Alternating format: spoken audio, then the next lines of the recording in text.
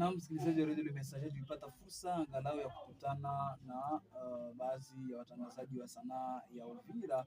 Ni baada ya kikao kilichoitishwa na uongozi wa watangazaji wa Union de Communication Uvira, na hivi tumezungumza naye Tina Magambo. Jambo. Jambo.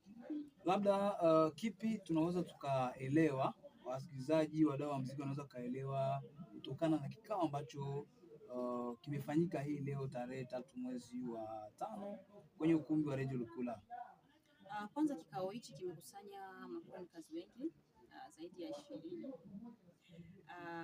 Tumeongelea pointi nyingi sana ambazo zinahusiana na muziki na promotion ya muziki, na pia namna ya kukuza wasanii wetu na kuelimisha.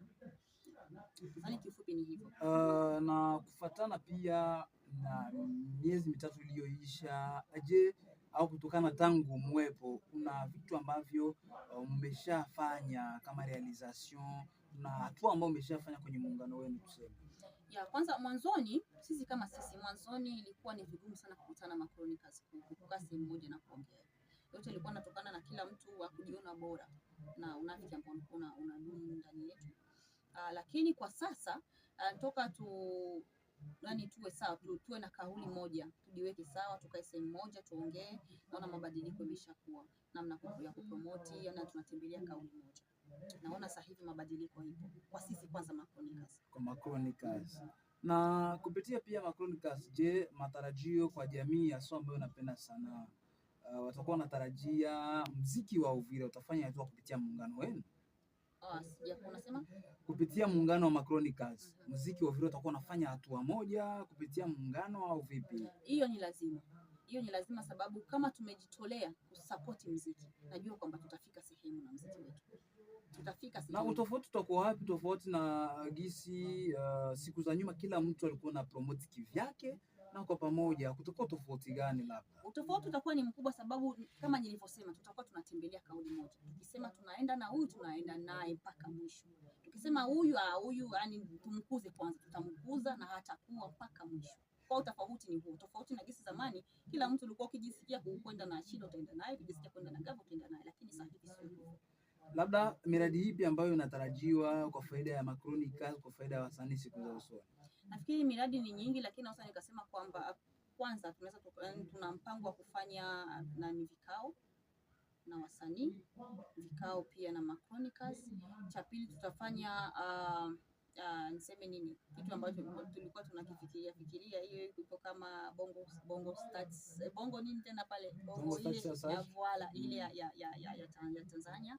Hiyo pia ni kama tulifikiriaga hiyo kitu, ni kwa sababu ya kukuza muziki wetu na wasanii ambao bado wapo loko.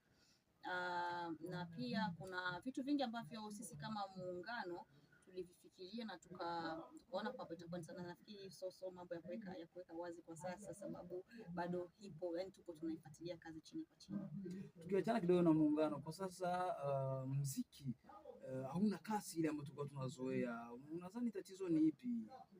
Muziki hauna kasi sababu wasanii wao wenyewe wamepunguza kasi, sio sisi. Wao wenyewe ndio wamepunguza kasi. Mimi tena wazi niambia, nimenunua MB yangu, simu ya kwangu nimechaji, kompyuta ya kwangu, umeme nalipa mimi, afu wao ndio niambia nikusaidie bure.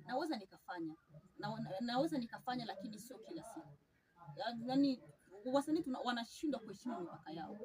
Uwezo ukaenda kupromote media ya nje ukaacha media nyumbani. Mimi nijisikie vipi?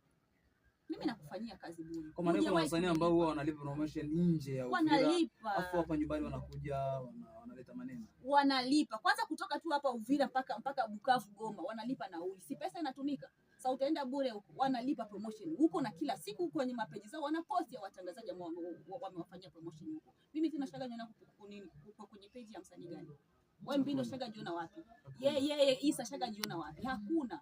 Kwa hiyo wana support sana vya nje, wanacheza nyumbani. Lakini ikiwa ni sisi unasikia usijua kwa Chronicles wa nyumbani, wanavunja muziki wa nyumbani, sijui wanaleta uadui, wanaleta sijui chuki na nini na matengano. Hiyo kitu hakipo. Wao ndio wanaua muziki wa nyumbani, sio sisi.